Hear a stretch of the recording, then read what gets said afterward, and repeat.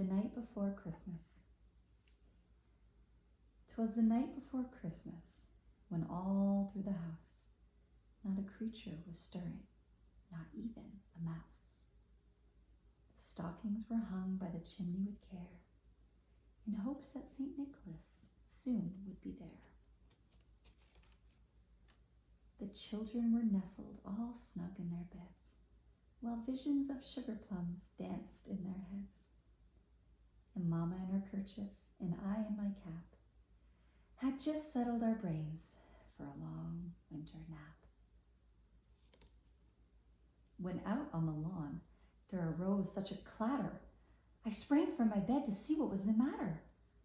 Away to the window I flew like a flash, tore open the shutters and threw up the sash.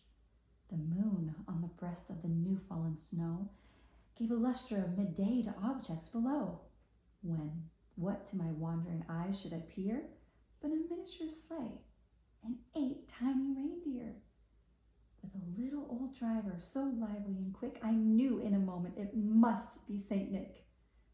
More rapid than eagles his coursers they came, and he whistled and shouted and called them by name. Now Dasher, now Dancer, now Prancer and Vixen, on Comet, on Cupid, on Dunder and Blitzen. To the top of the porch, to the top of the wall, now dash away, dash away, dash away all.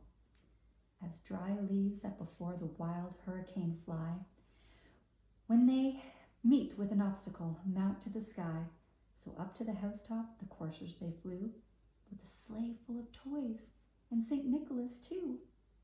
And then in a twinkling I heard on the roof the prancing and pawing of each little hoof.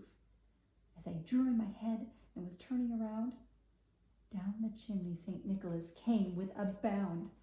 He was dressed in all fur from his head to his foot, and his clothes were all tarnished with ashes and soot, and a bundle of toys he had flung on his back, and he looked like a peddler just opening his pack.